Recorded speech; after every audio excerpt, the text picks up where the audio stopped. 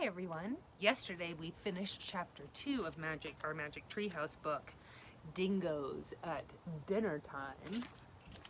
And we are on chapter 3 called Bigfoot. And remember, the last thing that happened yesterday was that Jack and Annie were walking and they suddenly heard a loud, harsh cackle sound. So let's find out what that was. Chapter 3, Bigfoot. The loud cry rang again through the dry air. Teddy barked. Jack and Annie turned around in the clearing. It was hard to tell where the sound was coming from. The terrible cackle came again. "There," said Annie. She pointed at a bird in a gum tree. The bird had brown feathers and a large head with a long beak. It stared down at Jack and Annie. Then it let out another cackle. "Weird," said Jack. He found the bird in his book and read, "The kookaburra is the best known bird of Australia. There is even a popular song about it. The kookaburra is also called the laughing donkey. This is because the strange sound it makes reminds people of a braying donkey." "Hey, I know that song," said Annie. She began singing, "Kookaburra sits on the old gum tree. Merry, merry king of the bush is he. Laugh, kookaburra, laugh. Kookaburra gay your life must be."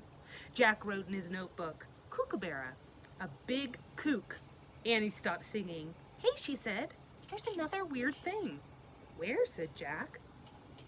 Annie pointed to a big bluish tan lump lying in a shallow dusty hole. "Is it alive?" said Jack. They stepped closer to the big lump. "It looks like it's breathing," said Annie. The lump was an animal lying on its back. Its paws were crossed over its chest. Here's the kookaburra.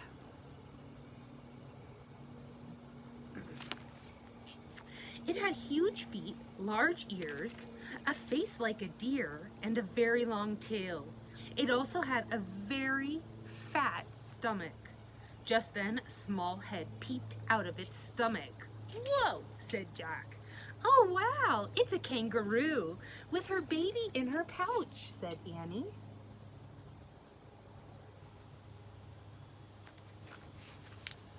"Great," said Jack. "Remember, we have to get a gift from a kangaroo." Their voices woke the kangaroo.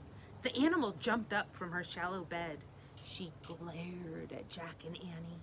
Her baby peeked out of her pouch. The mother kangaroo gave an angry stamp. "Oh, we're sorry," Annie said. "We didn't mean to wake you up."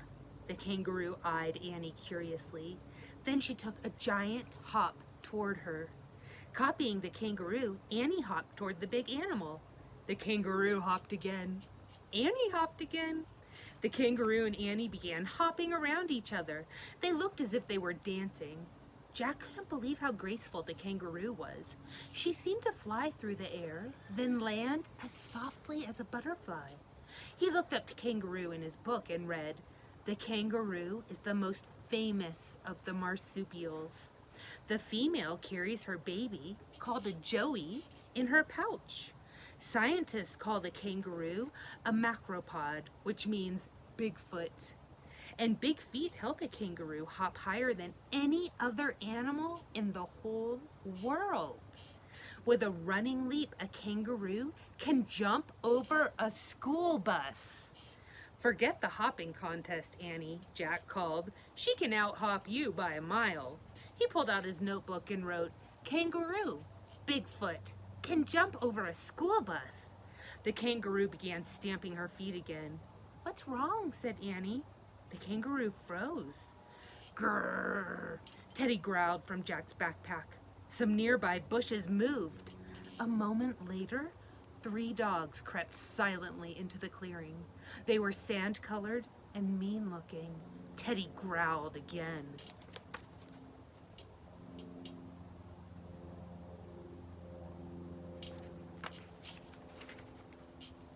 But the dogs crept toward the kangaroo. Suddenly, the mother kangaroo sprang into the air, away from the dogs. The dogs chased after her. "Stop!" cried Annie. "Stop! Leave her alone!" As the kangaroo jumped, she turned in midair and landed facing a different direction. She then zigzagged over rocks and bushes. Howling, the wild dogs raced after the kangaroo and her baby. Chapter 4. Joey. "Oh no," cried Annie. "We have to save her." She took off after the dogs. "Arf, arf, arf." Teddy barked over Jack's shoulder.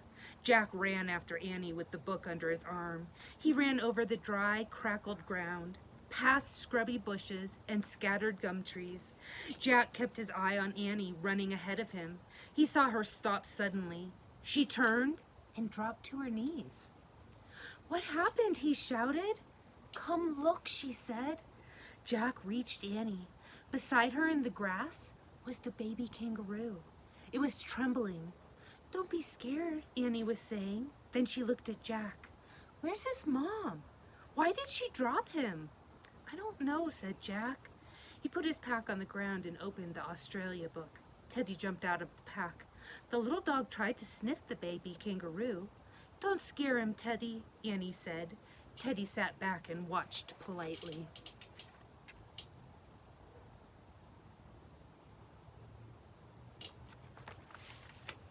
Jack opened the Australia book and found a picture of a baby kangaroo. He read, "The biggest enemy of the kangaroo is the dingo, the wild dog of Australia. When a mother kangaroo is chased by dingoes, she may throw her Joey out of her pouch. Without the extra weight in her pouch, she can leap faster and farther. She then leads the dingoes away from her baby. If she escapes the dingoes, she returns to her baby." "Oh, Jack," Annie said sadly. "I hope his mother escapes from the dingoes." "Me too," said Jack. "Hi, Joey," said Annie. She gently patted the baby kangaroo. "He's so soft, Jack." Jack knelt down and touched the brown fur. It was soft, the softest fur he had ever felt. The shy little kangaroo stared at Jack with big brown eyes and trembled. "Don't be scared, Joey," Annie said. "Your mom's going to come back for you." Joey jumped away from Jack and Annie. He hopped towards Jack's pack, which was sitting on the ground. The baby kangaroo took a giant leap and dived head first into Jack's backpack. His whole body went inside, but his big feet stuck out. Then he turned himself over and peeked out at Jack and Annie. They both laughed. "He thinks your pack is a pouch," said Annie. "I know. Put it on backward. It'll feel like when his mom carries him." Jack put his Australia book on the ground. Then Annie helped him put the pack on his chest instead of his back. The Joey was heavy. "There," Annie said. "You look just like a mother kangaroo." "Oh, brother," said Jack. But he patted the baby's soft fur. "Don't worry," he said to Joey. "You can stay in there till your mom gets back." "Here, Joey, would you like some grass to eat?" asked Annie. Annie scooped up a handful of grass and gave it to the kangaroo. He munched the grass, keeping his big eyes on Annie. "I hope his mom comes back for him soon," she said worriedly. "Yeah," said Jack. He looked around the dry forest. There was no sign of the mother kangaroo.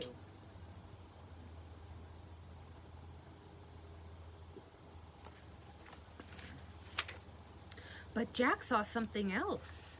"Look," he said to Annie.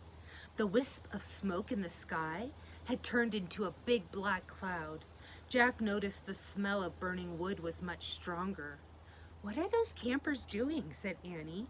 "Are they making a bonfire now or what?" A feeling of dread came over Jack. "What if," he said, "what if," in the distance, a tree suddenly burst into flames. "We're looking at a wildfire," he said. And that's the end of chapter 4. Tomorrow we'll read chapter 5 called Wildfire and find out what happens to Jack and Annie and Joey and Teddy. Have a great afternoon, and I'll see you guys tomorrow.